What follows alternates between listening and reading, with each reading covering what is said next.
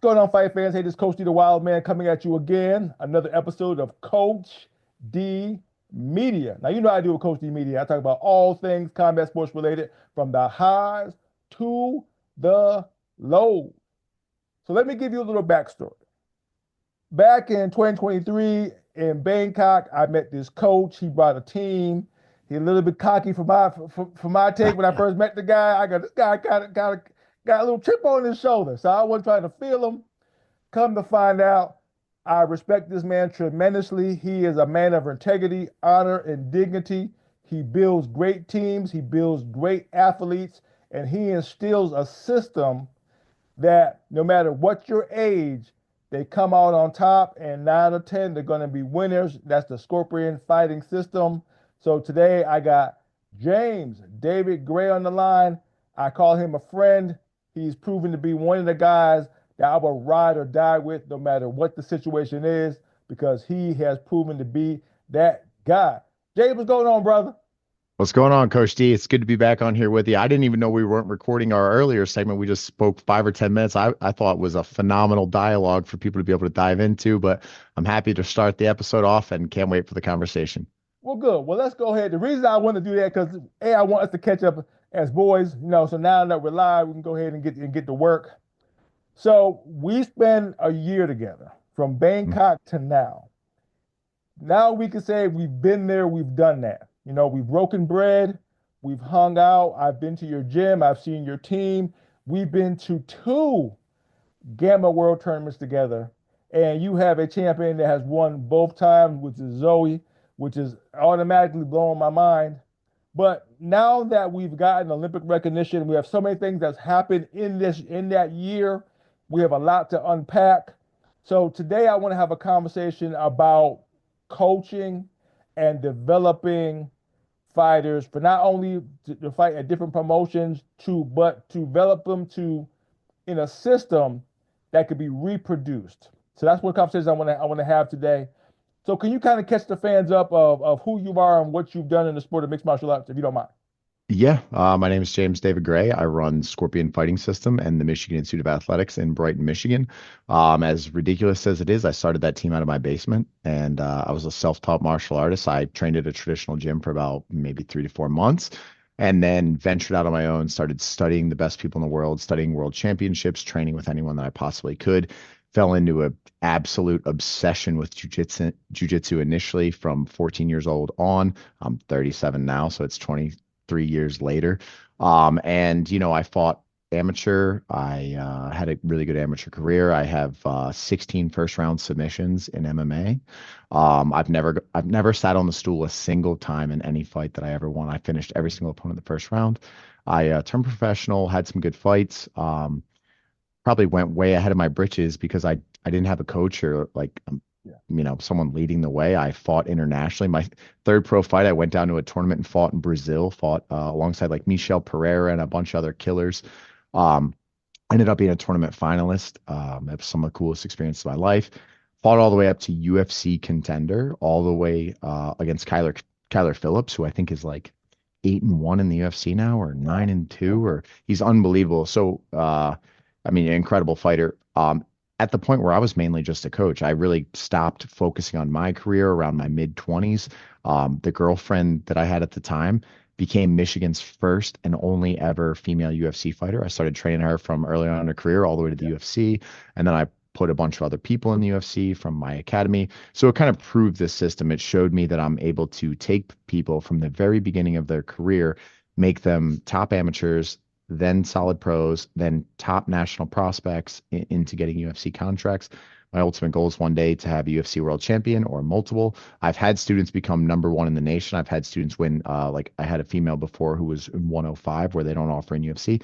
She became Mm. the Invicta world champion. She fought internationally, fought in China, fought in Japan. So I really believe that I have the capabilities to take people to the highest levels in the world. But more importantly, and you'll attest to this, I don't care about people just as fighters. I'm trying to build successful human beings that want to live better lives, that want to create stronger families, that want to pass the lessons down, that Mhm. want to squeeze the juice out of this life in a way that not many people do. Because if you can confront fear the way that fighters have to, or the way that you have to chase a dream in a life like this, you can do almost anything. You Yeah. really can. And I try to let that message permeate through the community and inspire the next generation.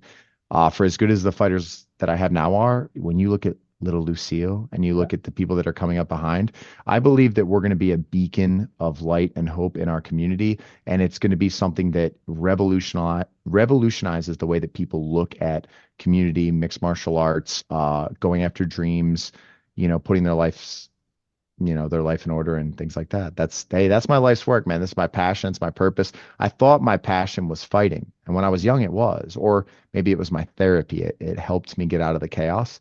But once I started coaching people, man, martial arts saved my life. It put me on a better track. When I Mhm. started coaching people, I fell in love with that process. Yeah. And I realized I can affect so many people positively. And when you pour in other people, it pours into you. So for the rest of my life, I'm going to be doing what I do. And the good thing about it, so fight fans, you understand that what James has said is it's a philosophy and a system and a belief that he has, and he has made that belief into reality. You see, he's built a gym, he's built a training system that he's developed out of his own mindset of how he taught himself to be a mixed martial artist, where I think a lot of people missed. Now that I understand James, we're not gonna get all to all the nuances of how he lived his life.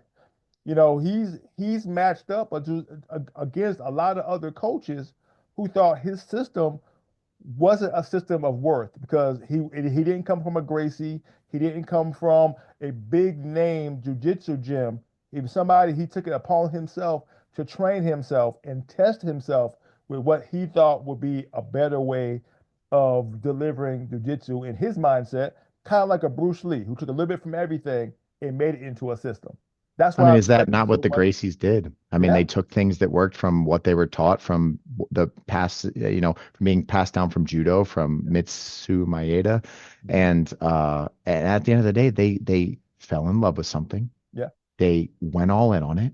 They believed in themselves and they yeah. expanded upon their knowledge through trial and error and expertise and other people. And you know what I mean? Like I just believe in myself. And a lot of people they miss that element. And if Mhm. they would just flip that switch to self-belief, it's like you probably actually don't need to be as led as much as you think. You can Yeah. probably carve your own path and don't let other people tell you that you can't.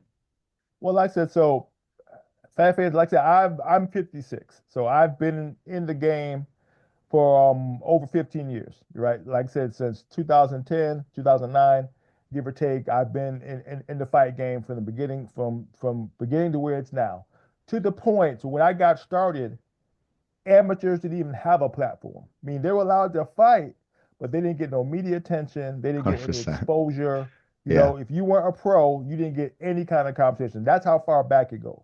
Now you have amateurs at high doing great things at the highest level as amateurs, not even going pro yet, right? So, but James, let me ask you this question: what was the deciding factor? I know you said you were coaching, at your time, your girlfriend, and you saw how far she can get. You go, hey, maybe I can do this.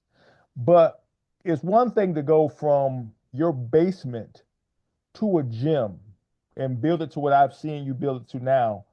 What was your mindset to go, okay, I can do this on this scale? How'd that happen? Darren, you're gonna laugh at this, but I love being as just authentic and straightforward as Yeah. possible. I had delusional confidence. When Hmm. I look back, I joke around. I've said that to multiple people. One of the greatest traits I possessed as a young man was I was delusionally confident. Yeah. It didn't make sense how a kid from Fowlerville, Michigan, that's where I was living at the time, was gonna start an academy after training people for free in his basement, not charging anyone. There's no revenue, there's no money, he's not a professional yet and he's going to leave his job and create this legacy system process.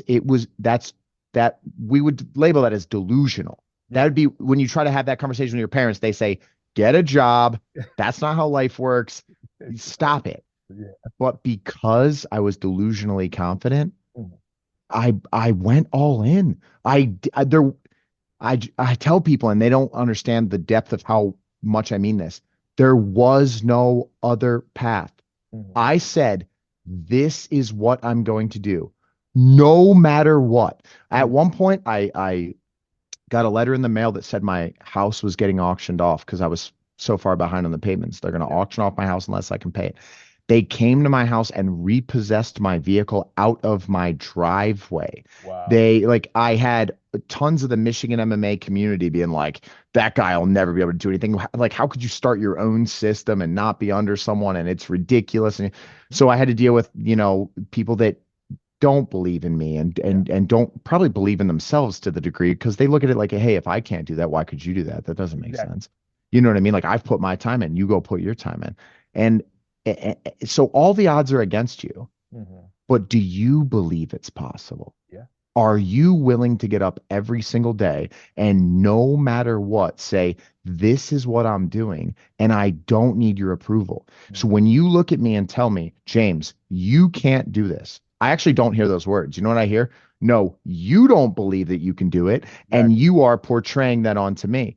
Hmm. Here's the difference. I believe that I can do it. Yeah. And people that are crazy enough to think that they can change the world are the ones that do. That's a quote. That's a quote that I read at one point, and that's how this life works. It's the people that are the outlandish dreamers Yeah. that say, I don't need your approval. Hmm. I don't even need to be adequate in my ability right at this moment. If I Hmm. continue pursuing the path, I will level up and gain experience, and my losses will teach me what I need to learn, and my setbacks will build resiliency and character, and I can achieve what you don't believe. Give you a Hmm. really quick story. I did a broadcasting thing with this gentleman named Blake Chadwick. I did Uh-huh. it out in Chicago. It was for EFN. And him and I were standing there. We're on the mic, and we, just right off the top of the head, we're doing some sports color commentary. And I was talking to him a little bit, and I'm like, "Well, what's your dream? Like, I see that you're doing what do you want to get to?" And he's like, "One day, like, I want to be in the WWE. I want to be the WWE Monday Night Raw broadcaster." And he was like very passionate about this. You know Hmm. what's crazy? I just turned on Raw the other night. He's the guy. Wow. He's Really? now known as Blake Howard. I saw it Hmm. on his Facebook too. Hmm. He is the guy, Yeah. the crazy dude that was at EFN saying, "This is what I'm gonna do," who I broadcast right alongside. You can find that video online, Yeah. is now at his dream. It's the ones that do not listen to society, that set out on a path that say, listen, I don't care if I get knocked down. Guess what? I will get back up. Oh. I don't care if X, Y, or Z. I'm gonna keep going. Hmm. Does that guarantee success? No. But does it make it possible? Yes. And in my lowest moments, Darren, I used to say that to myself a lot. I used to say, man, is this going to work? Like, can I do like, well, I'm losing things, man. I might lose my house. I might lose my car. Is it possible that I could do this? And And going with that. every time the Uh-huh. answer was always yes, Yep. because it is possible. And then I just didn't give up. If I could give any young kid or anyone advice that was telling me that they have a dream, I would tell you, is it possible? Yep. The answer is yes. Let's get to work. And also, there's always that one thing I always believe in. There's what a difference a day makes. Okay, just because the day you're at now is not going the way you thought it would go, there's always this tomorrow will show, and you will be blown away at how many things comes your way the very next day. If I was able to It's when you guarantee you quit that you right would before the achieve finish line. if I was able to guarantee you that you would achieve your dreams in the greatest thing you could ever imagine and what you want, but I said, listen, in order to do that, Darren, I'm sorry, man, you're gonna have to crawl through some glass. You're gonna have to go through pain. You're Mhm. gonna have to go through sadness. You might have to, experience failures and defeats. But I promise you, if you do these things, you will live out your dream. You'll have your legacy. You'll get Mhm. to pass this down to your children. You would do it.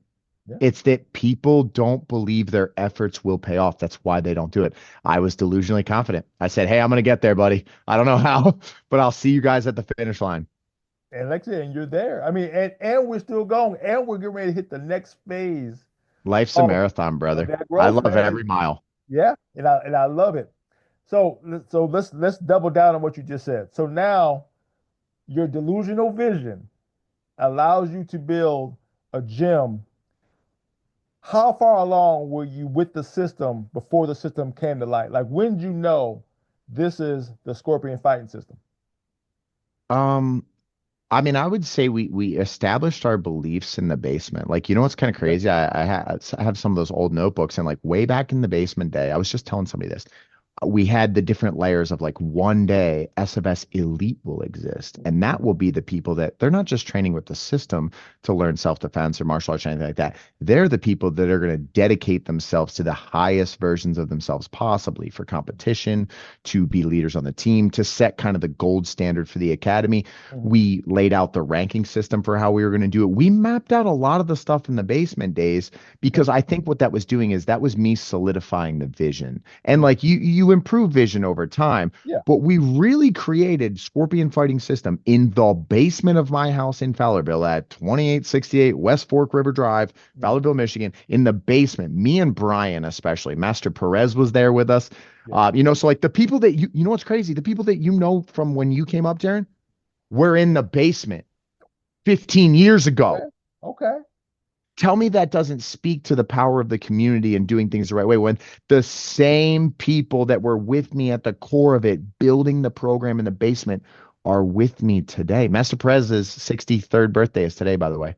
It's his Outstanding. Tell him I say 63rd happy birthday birthday. today. Will do. But like we solidified what is SFS? Yeah. What is it supposed to represent? Mhm. And to take you all the way back, it, I'm not going to go into the whole thing because it'll take too long, but Scorpion Fighting System, the word was selected. I'm very, very analytical and, like everything I do, I try to battle plan, right? Yeah. The word system was selected because I said, this is not going to be a style. If more effective technical approach presents itself, we Mhm. are going to modify and improve our Yeah. system over time.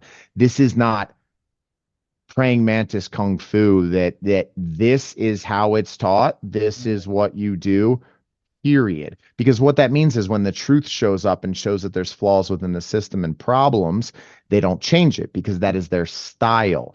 Scorpion Fighting System is an evolution over time Mhm. as I get better as a coach, as fighters give input, as the sports evolve, as training evolves, as methodology involves, etc. All these different training modalities that people are using now. Scorpion Fighting System is supposed to get better over time. So have things change? For sure. Have I gotten more efficient as a coach? For sure. Have I become a better leader? 1000%. I'm a better leader now than I was when I was young. I was more of a yes man. Yeah. Okay. With that being said, we've created the foundation and we have trusted the process ever since. So now you got the location, you got the system going. When did you go, you know what? I want to now improve this system. I know you proved it with your girlfriend.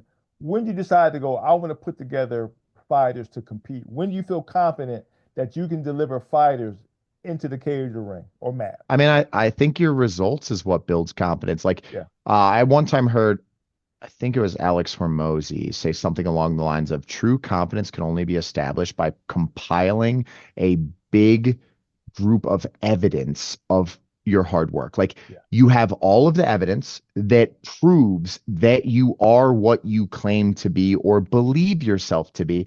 And at the end of the day, if you want to say you're a coach of that stature, you then had to take somebody from the beginning and kind of build them all the way through the process. And the crazy thing is, I'm not in San Diego. I'm not in Dallas. I'm not in a massive location. I am in Brighton, Michigan, in this tiny little happy community where there's like almost no crime. There's like you don't have these hardened, tough people, nor do I even have just a massive amount of people and I get to kind of pull and eventually I just get the nail on the head. Like we have a small group of people Mhm. that we have dedicated to for a long period of time and repeatedly we've been able to produce successful people and athletes.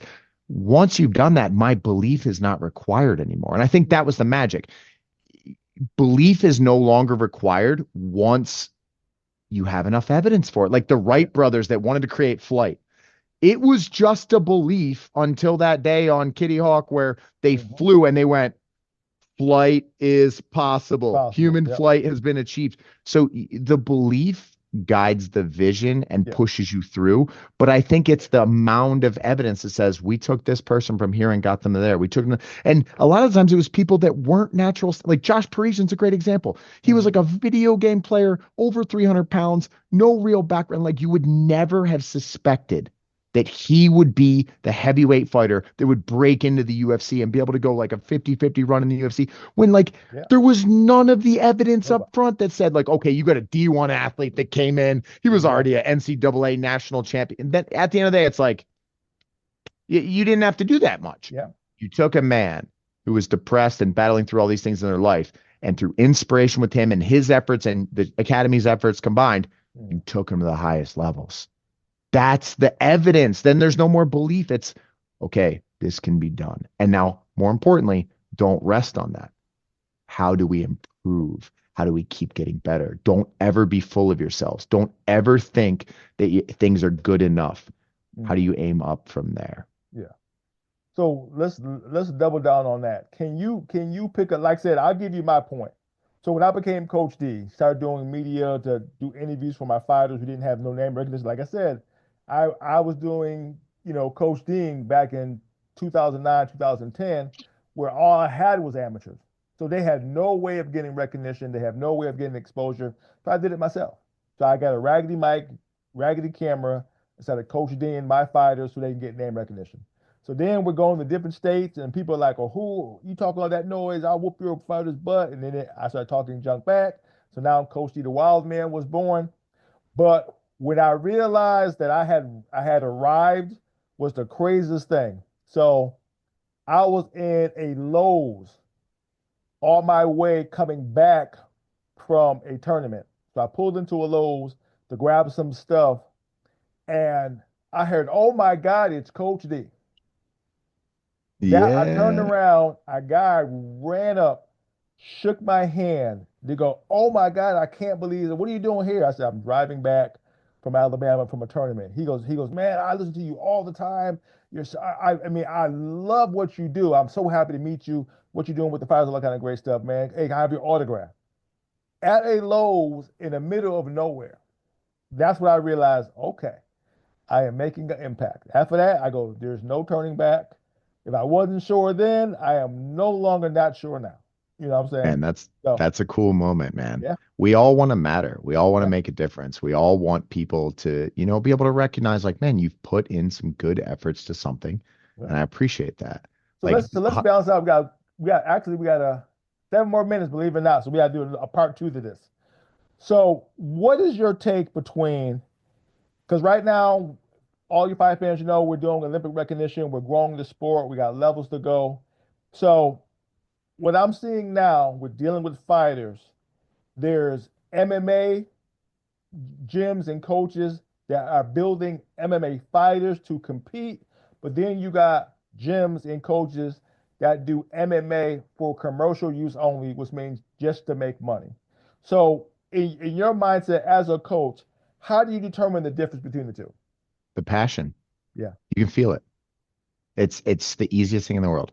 I would not need to say anything to anyone. Go into an academy Mhm. and just feel the environment. If they're in it for the sport and the development of their people and to try to, make this life an adventure and try to bring people to their greatness, it's going to be felt. Yeah. There's a thing with people, it's called your limbic system, which Mhm. means basically your emotional system. And most people are driven by the way that they feel. And that is true of environments too. It's remember the quote that says, people don't remember what you say, but they remember how you made them feel. How you made them feel? Yep. Exactly. That is very real. When you are in a proper environment where people are truly dedicated to you and the quest and the journey and the passion and stuff, it's felt. It permeates the building. Everybody can feel the collective positive energy. Life is hard enough, and you need to surround yourself with people that believe in you. And if they, sorry that I always talk about quotes. I just love to read. I just read a whole book last night before I went to bed. Okay. Okay. Jordan Peterson at one point said, this is how you determine who your friends are. Your friends are not the people that you can tell bad news to. Hmm. Your friends are the people you can tell good news to, and they'll be genuinely happy for you. And that's important Yeah. because listen, everybody can, hear your sad story and, oh man, that sucks, blah, blah, blah, blah, blah. But how many people, when you go, dude, I just had the biggest win of my life. I just achieved this. Coach D just signed this deal, da, da, they go, oh my God, Coach D, let's go. Yeah.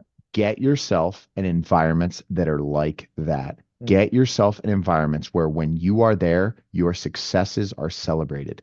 People are there for you when you're struggling, but your successes are celebrated. When you find that, it'll give you the sword and shield that you need to combat through much of what this life is going to throw at you.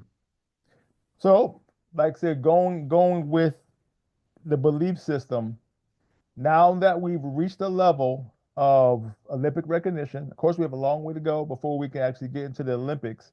Now the question I put out on social media, and we have enough time for you to answer this question, is do you think we have enough true talent to compete in the Olympics currently right now? Or do you think we need a full 4 years to develop enough competitive talent? Because let's say we have thousands of gyms, but how many gyms are actually producing high level talent Is where your we are right now? In question, your can opinion, this is just America opinion. is your question, can America compete with the other countries, or can we put on a high enough level show that it's worthy of the Olympics? Which I don't know which way you're asking that. Can Do we have the level of talent to compete in the Olympics? Like America versus other countries, or Yes. just like, oh, got it. I think the talent level exists in America, but I think we need to solidify our pipelines. I think Got we you. need Okay. to solidify the way that we scout that talent. I think Yeah. there are phenomenal coaches out there. There's phenomenal gyms. There's a lot of very passionate people. There's a lot of other people that have dedicated their life to the craft, Yeah. but we need a better pipeline. And in my opinion, Gamma is going to be that pipeline, especially for Yeah. the younger kids that are coming up. You're going to get to see the people battle tested and growing through. And I think you'll have like that'll turn into the regional tryouts and there'll be a national tryout. It needs to follow suit like the other sports. Yeah. And I kind of think it's coming to fruition, like with the youth nationals that took place out there at, Combat Corner, at Yeah. the events that are going on in Rufus Sport. I think as long as we don't miss those things, as long as we do those steps correctly, I think the talent will naturally, like it'll be filters that'll push out the wrong people Yeah. and it will present the right people. Yeah. And that's what I've been fortunate enough to see. You're correct. I wanted to get your take on it. Is that the cream is starting to rise to the top, and now we can kind of separate the the thinking of how the world sees the sport. Because we have to remember, mixed martial arts is only 30 years old. How we recognize it, even though 100%. it's been around for a Yeah. long time, it's been commercialized with the Yeah. UFC and so on Let's in the say past 30 MMA. years. Yeah, exactly. So now me being 56, my kids will now be old enough to compete on a regular basis. If I got them going early, but they will only know how I know it, which will have been the UFC. Yep. Until this point, now we have Gamma that I can now say, hey, we don't have just the UFC or one championships. We have a system that can actually get you to the Olympics, which is a conversation we wouldn't have had 2 years ago. We could be on the precipice of the greatest next jump in mixed martial arts in history. This could be a pivotal point where people look back and say, do you remember when they broke free and created an Olympic platform? And then all of a sudden kids were growing up dreaming of being Olympians here and then maybe getting a UFC contract after and yada yada. And I used to think it would be competition the way that UFC and the major organizations would try to like not allow it. I don't see it like that anymore because like even when there's the Olympics, there's world championships every year, and Olympics is once every 4 years. And then all of a sudden, the UFC's talent and this person and all these things could compete to really show who the best on earth is in the tournament format. The tournament format is the way to go. Yeah, I Listen, a agree. lot of people are not going to want to hear that. They think it's fight for fight.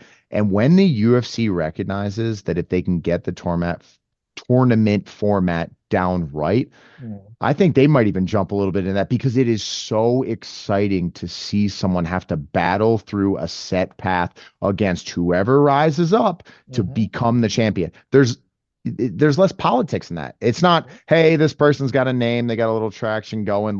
Even though they're number 9 seed, let's let them fight for the world title. How Hmm. about you have to earn your way all the way up to the ranks to that title fight? And now you got hero stories, you got the underdog stories, you've got huge upsets that you can't believe the number 4 person beat the number 1. And you know what I mean? It's like Yeah. it creates drama, passion, etc. And technically we do kind of have it. If you look at football, you look at basketball, their Yeah. season is almost every Saturday. They have No, to compete a again and hundred again percent and in the again and other again. sports. Yeah. Yeah. So we're there. It's just we don't think of it that way because we're so UFC minded Because that it's that's just been all done we, that way. yeah, we don't know anything different, but No, now we're in our starting to learn it. culture, most people think UFC is the sport. It's the They don't even sport, know that correct? MMA is the sport. Like I Yeah, have to constantly tell people like what the NFL is to football is what the UFC is to MMA. The yeah. sport is they don't even know because that's how powerful and effective the UFC has been. And shout out to them for that. So, like I said, we had an extraordinary year. Things went way better than I can ever expected. Indonesia was so excited. So now I have two back-to-back victories with Gamma World Champion from Zoe. So, what makes Zoe so special? Man, Zoe Nowicki is the perfect storm, and this is how I'm going to describe her. She's on a 15 fight winning streak. She won two divisions of the Pan American Games. She won the Gamma World Championships both in 2023 and 2024. And more importantly, when I took her over to the Gamma World Championships in Bangkok last year, she was only a 5-0 amateur.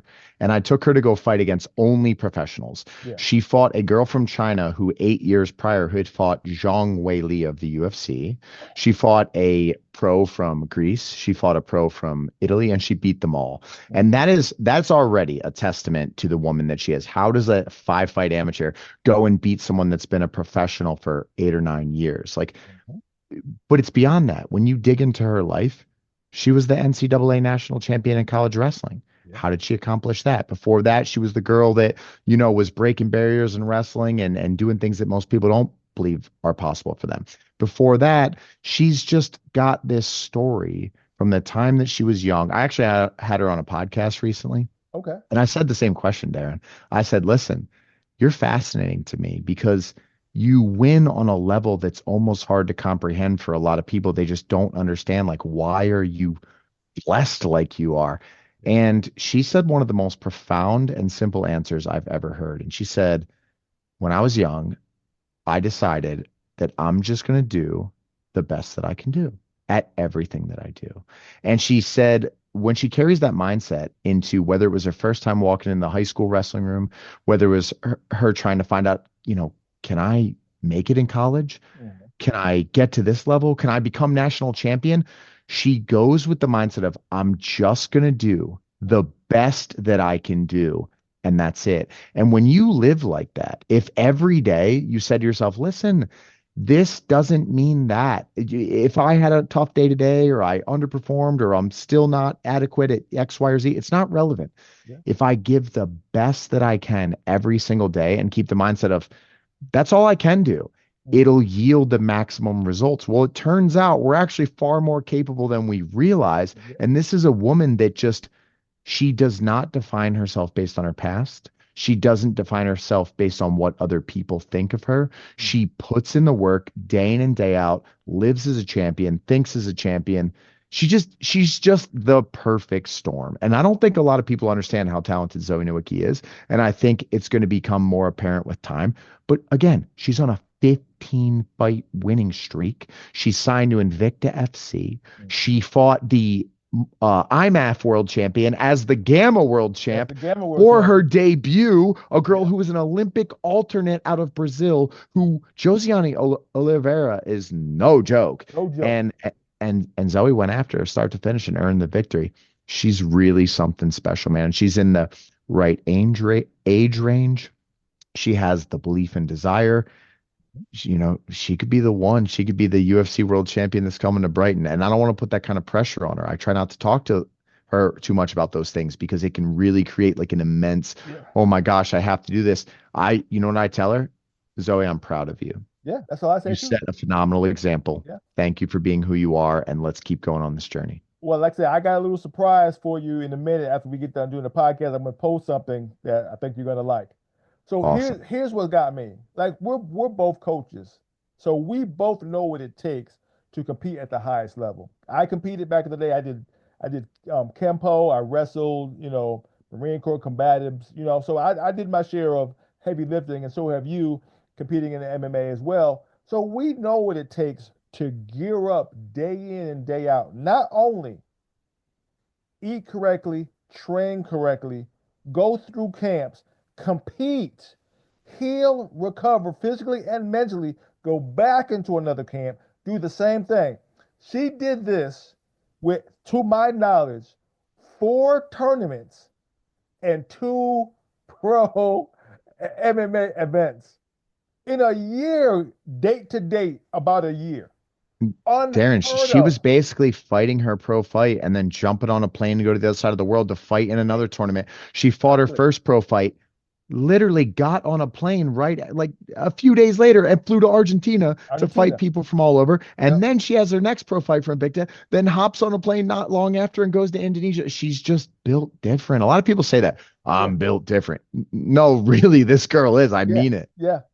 When I started doing the math, I was going to do a podcast.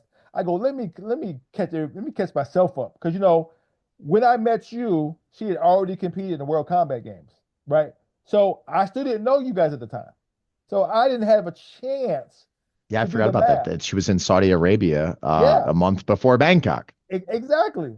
So when I did the math, I go, that can't be right. I'm erasing fights. I go, nah, that can't be right. I did it again. I go, hold on. It's right. Yeah, she can literally competed almost every other month, 3 months max between events.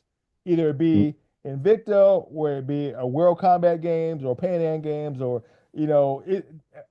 I was like, who does that? She We gave literally, her the in 2023. Sorry to interrupt you. We gave her the Fighter of the Year because she won 6 fights. She was incredible. She was leading the energy in the gym.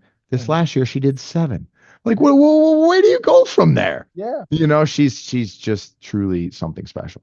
And now when you listen to my podcast, that's why I said I don't normally give fighters.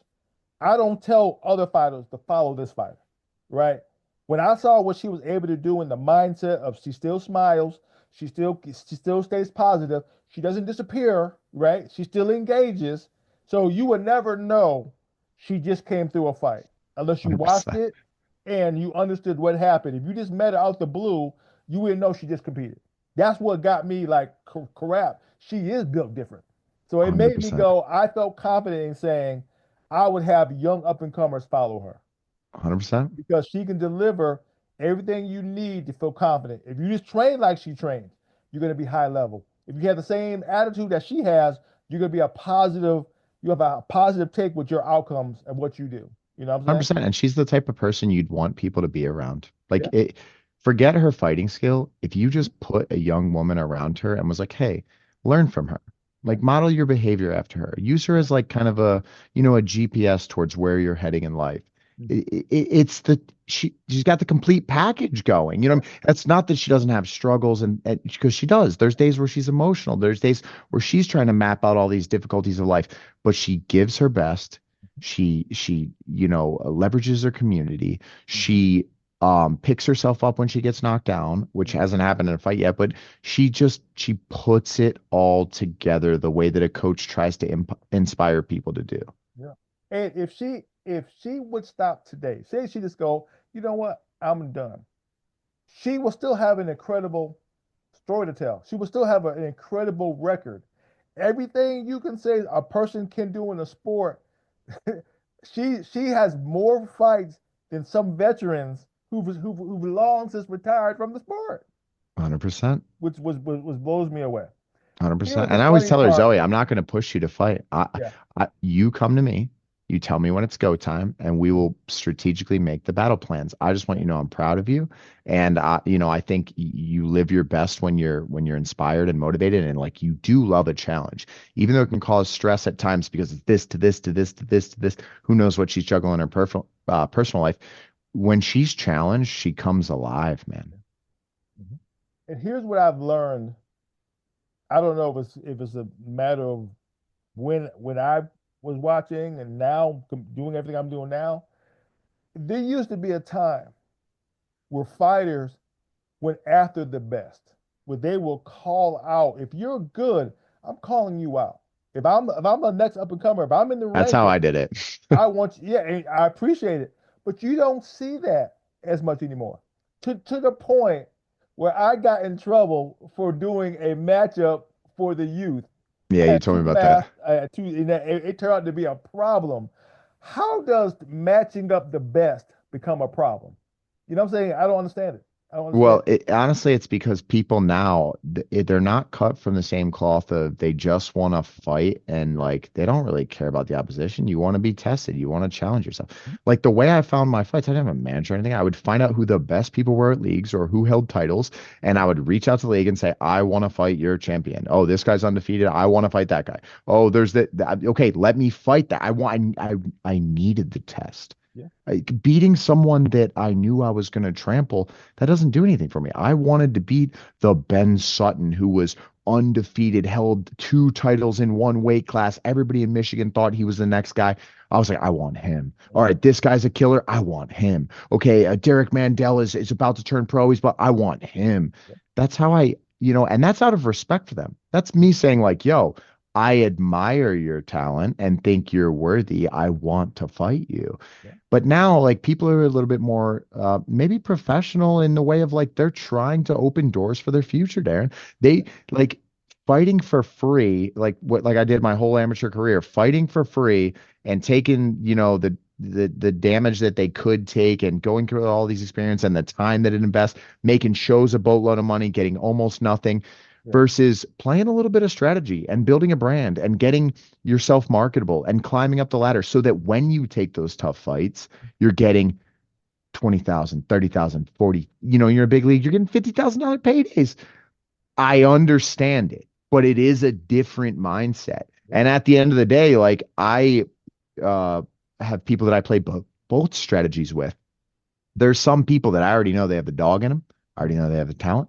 I already know they have this, that, and the other thing. I don't need them to go through the wars early on because I Yeah. know they can handle it. The Yeah. people that need to find it within themselves that I'm not sure, I'm like, yo, we need to put you through some hell. We need to put you through the toughest matchups you can right now because you got to find out what is missing before the next level. If there is something missing, I'm not saying Yeah. that there is. Mhm. So I see it from both angles. I definitely understand the OG and you going like, man, bang it out with the best and find out. But at the end of the day, there's a lot of people that left their careers in the gym. There's a Yeah. lot of people that never got a shot at a, a big level because they destroyed their record early on, like taking in too much too soon. There's a Yeah. lot of people that didn't get to live a legacy and open doors and get some, finances for their family and stuff that absolutely could have because they let the fighter mentality go in front of the strategic mentality, go in front of the coach mentality. Yeah. You know what? And I'm glad you said that. That is very that does show that you are a forward thinker. That is very, you know, respectable for you to say because you're right. You know, we're in an age now that you can wash your career before you got started. Now, granted, 100%. the flip side of that, there's so many fighters who are not using social media like they're supposed to, who haven't really built their brand yet, don't even know that they are a brand, but still won't fight. But then you go the smart ones who do know I need to build my brand. My brand can make more opportunities. I don't have to burn myself out early for free. And I get that. And case in point, a lot of fighters are saying that now when it comes to Gamma, where they would go, I'm not going to fight for free. Why would I do a tournament, overseas Phenomenal when I point. can, just stay in the States and fight on my local promotion and, make 1,200 and 1,200, depending if I'm good enough. You know what I'm saying? You That's know, been one of the most difficult parts of Gamma because you got state funded teams like Kazakhstan. I was told by the Kazakhstan people if they win a gold medal for Kazakhstan, they get an apartment for a year, they get a vehicle for a year, and they get paid, and their entire trip was funded. yeah, If we had government backing like that, the team that we would take over there, I'm not to be rude to the other countries, but we would demolish them on a level it's not even close because they're pulling their absolute best pro talent. yeah, We're pulling together who wants to self-fund this trip to go to the other side of the world to fight these killers in the opposite time zone and you know what I mean for free. yeah, Like and now luckily Gamma did pay out the last time. I don't know if that's public or not, so that could change things. But with it that being can. said, we took second by one gold medal with a team that we pulled together from Facebook, Darren. Yeah, So at the end of the day, like, I understand that 100%. I think if Gamma can remedy that, if they can put together some major strategic partnerships that allow the athletes to get better pay, I think the organization will explode. A lot of times you might think giving the money out is going to hurt their bottom line. It's going to slow the organization. I think the opposite will happen. I think when there's a little bit of prize money on the line, everyone's going, you know what? I believe in myself. I can go get that first place prize. That'll pay for my trip or whatever it is. I think all of a sudden now you'll have people fiending for the spots to go compete for Gamma. I think it's a great strategic move if they keep that implemented for 2025. And I think, I mean, you at some point you had to test it. So I'm glad we did it in Indonesia to see how it was received, and it looked like it was received well. I mean, we did get a little more attention with bad refereeing because you had gold on the line, and that can it turn out to be a problem when you lose money because of a ref. You may want to swing on that ref, so I get it. But overall, it did go pretty good, which means it's something that I can definitely see staying. And like I said, the talent will come along with it because now you have a chance to take home a small little prize for your efforts, which is to me is pretty daggone cool. So so 100%. so Dan, we're gonna wrap up in a minute, but I just wanted to ask you this last thing. What would you tell up and coming fighters now? Not what you would say 2 years ago before we had Olympic recognition, but now that we have Olympic recognition on the table, what would you tell up and coming fighters who want to get into mixed martial arts? Yeah, I'm going to reiterate myself that I think we're on the precipice of one of the largest growths of mixed martial art in last maybe decade. Mixed martial arts hit the scene big once the Ultimate Fighter with like Forrest Griffin, Stephen Bonner is really when the world kind of started getting invested. But with that being said, I think we're on the precipice of another level of the sport, and I think it's going to open better pay for athletes. It's going to open opportunities that we've never seen before in the sport. I think healthy competition is good. I think these other organizations doing big things is going to be phenomenal for the landscape. I think you can create a dream now and also not have to be dead broke after. I think you'll create a brand, you'll open other doors. It's not just about fighting. And I tell a lot of my people that what you become in the process is more important than the actual result you achieve. Yeah. Because if you can be the type of person that dedicates yourself to a craft like this, you will level up in tremendous ways that you can't even fathom. And that person will go into countless other endeavors in your life and open doors that you didn't know would open for you. So at the end of the day, if you believe in yourself, if you want to live a life that's an adventure, if you want to, shoot for the stars, like there's never been a better time. And there's great schools out there now, and there's great coaches, and they're more available. Back in the day, you really kind of had to seek out the Yeah. right people. Now there's a lot of passion out there. Make sure you find passion. Make sure you find a positive environment. Make sure you find people that go to bat for you. Make sure you find people that try to hold you to a high standard. The people that hold you to quality standards are actually the people that care about you. If people let you be destructive and let you make bad decisions and let you do whatever the hell you want in training, they're not trying to get you to your goals, or they're not at the leadership level they need to be at, because at the end of the day, accountability, holding people to a standard, demanding that they find more within themselves is what a coach and a leader is supposed to do. And I've gotten better with that with age, and I think I'll get even better as I go, longer. But I would just tell the young athletes, like, man, believe in yourself. Yeah. If Eh, you can believe in yourself, that is the greatest strength in the world. Well, I will say your philosophy is 100% on point because there got to be with me, there's got to be a moment to where I have to say wow. You know, now I said wow with Zoe. I said wow when I saw the gym, but here's where I really said, oh my God, he is something different. When I seen lovely Lucy, Lucille Katz. Ladies and gentlemen, remember that name. She's a 7 year, I think she just turned seven, just turned 7. 7 year old prodigy. If Give I'm this lucky girl to be time. alive and I'm not in a wheelchair and not blind and on a pacemaker, even then, I will still show up. Lovely Oh yeah. Lucy, I Oh said yeah. pound for pound is probably one of the most elite fighters I've ever seen. She can She's a hold her prospect, own with man. anybody. Her weight, her height, her skill level at just turning 7, I saw her when she was 6, is beyond impressive.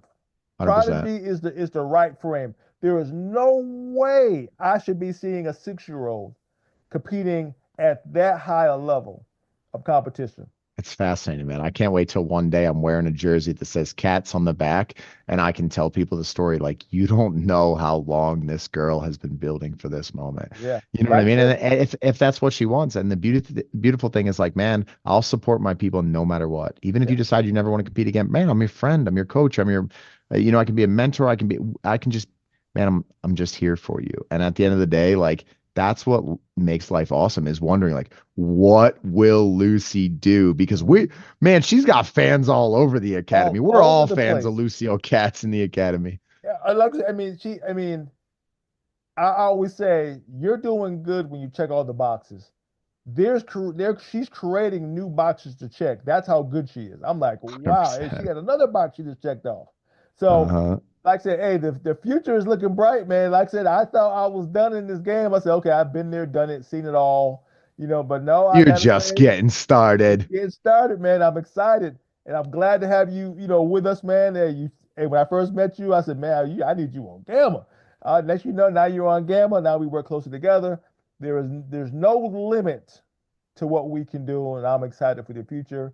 It's going to be fun. Let's get Fight it. fans, James David Gray, guys. Like I said before, he is one to watch. I don't normally give props to coaches because coaches are normally behind the scenes. He's the kind of guy that you might want to follow. You might want to look him up. You might want to see what he do. If you get a chance, you might want to go see his gym. James, before you go, tell everybody where your gym's at.